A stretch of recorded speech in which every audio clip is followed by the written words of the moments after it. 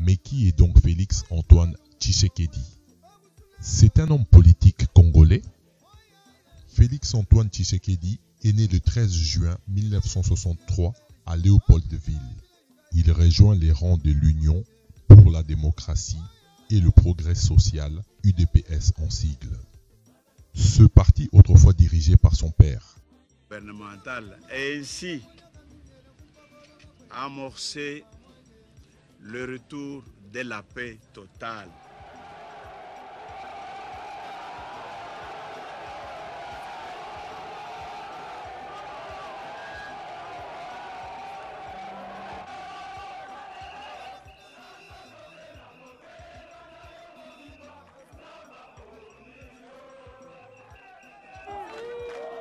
Il en devient l'un des cadres en 2008.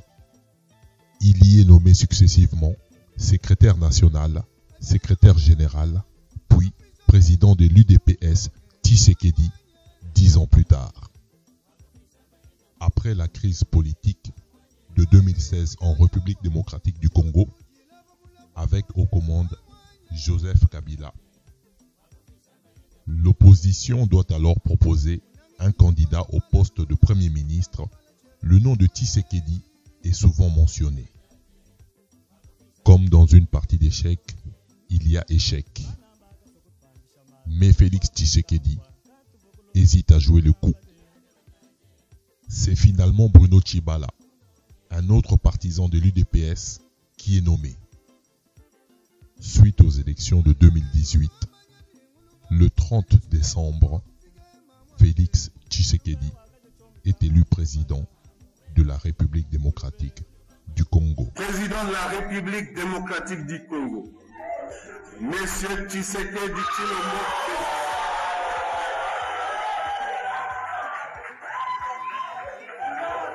Les résultats. Échec et mat. C'est un coup de tonnerre qui ne devrait pas en être un. Car en effet, le clan Tshisekedi, porté par l'UDPS, se prépare depuis plus de 30 ans à conquérir le pouvoir pour gouverner. Le 10 janvier 2019, la commission électorale proclame les résultats. 38% des votes sont exprimés en faveur de Tshisekedi. Il devance Fayoulou ainsi que Chadari, malheureux candidat du parti du président sortant Joseph Kabila. Après la confirmation juridique par le Conseil constitutionnel, après une longue lecture d'éléments juridiques, le verdict tant attendu de la Cour constitutionnelle tombe enfin. En conséquence, proclame élu à la majorité simple président de la République démocratique du Congo, M. Tshisekedi Tshilombo Félix. Le nouveau chef d'État prête serment en janvier 2019. C'est réellement l'application d'un État de droit qui commence. Moi,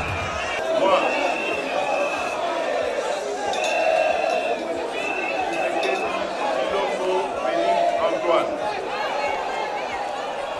élu président de la République démocratique du Congo,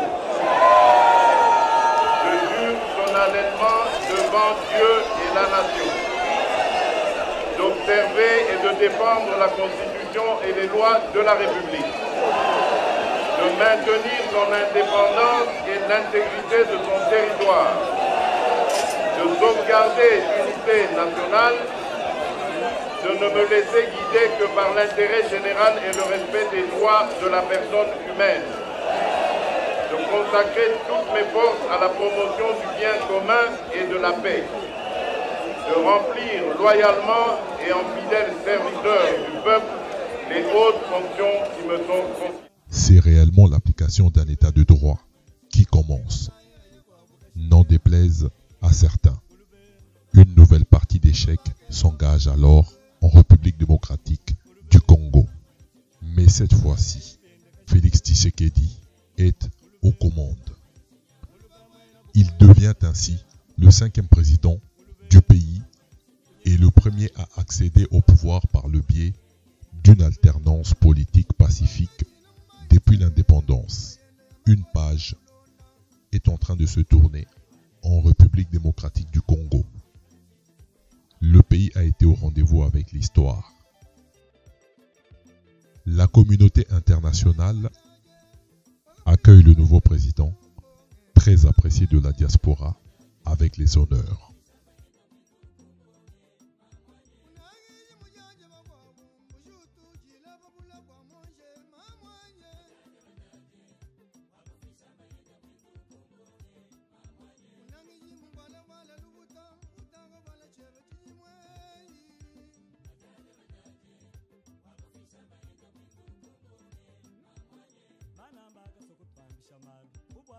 Dès le début de son mandat, le président engage la gratuité complète de l'enseignement primaire public, avec la fin des frais de scolarité, avec cette mesure inscrite dans la Constitution congolaise, avec Félix Tshisekedi comme président.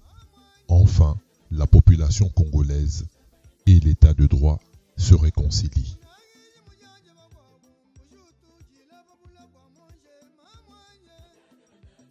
Le 20 mai 2019, Tshisekedi nomme Sylvestre Ilunga, membre du PPRD, au poste de Premier ministre, marquant ainsi le caractère bicéphale du gouvernement de coalition FCC-CACH. Fidèle à son engagement de campagne, le président Tshisekedi présente le samedi 2 mars à l'esplanade de l'échangeur de Limete le programme d'urgence pour les 100 premiers jours, voué à la reconstruction du pays.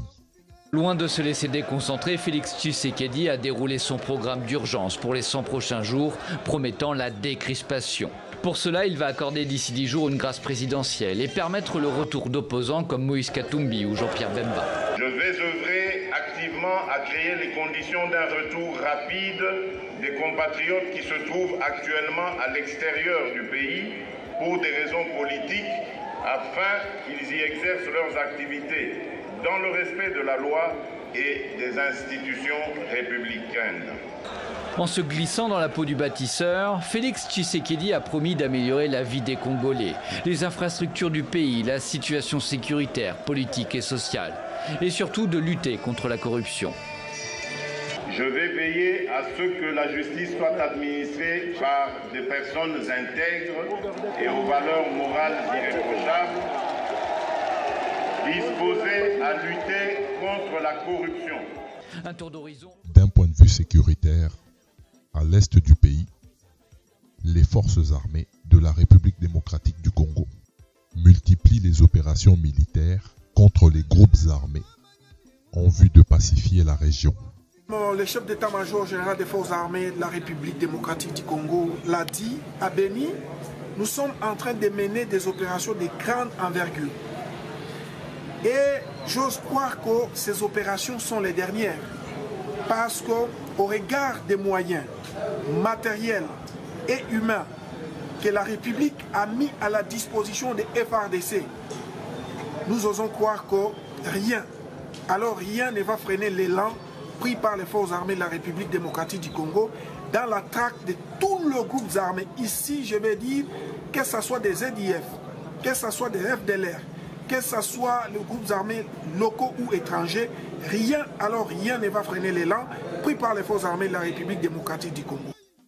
Aujourd'hui, les enjeux pour Félix Antoine Tshisekedi sont d'une part politiques, qui consistent à mettre en place un état de droit en débarrassant les institutions du pays de toute forme de corruption, et d'autre part socio-économique, en restant fidèle aux principes de son parti, résumé par ce slogan « Le peuple d'abord ».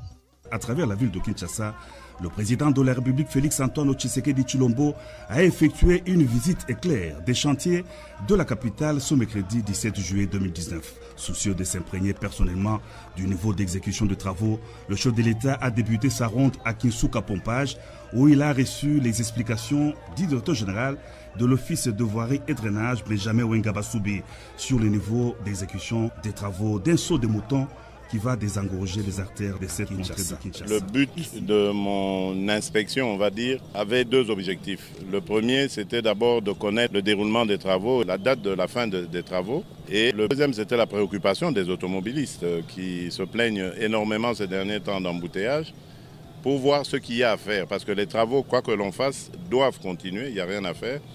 C'est pour faciliter justement la circulation dans la ville, la mobilité. Mais il ne faut pas non plus que ça se répercute sur la quiétude des automobilistes, des citoyens. Parce qu'à part les automobilistes, il y a tous les autres riverains qui en payent les prix. Donc il fallait essayer de soulager cela, d'imaginer des voies de déviation, de contournement de ça.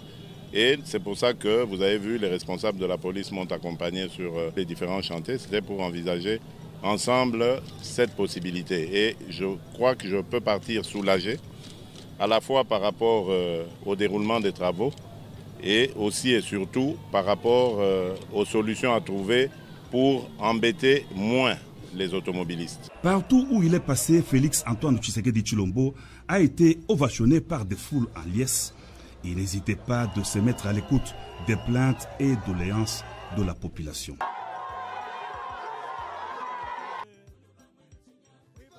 Afin que ce même peuple, qui détient la souveraineté, puisse continuer à lui faire confiance et le réélire aux élections de 2023 en République démocratique du Congo.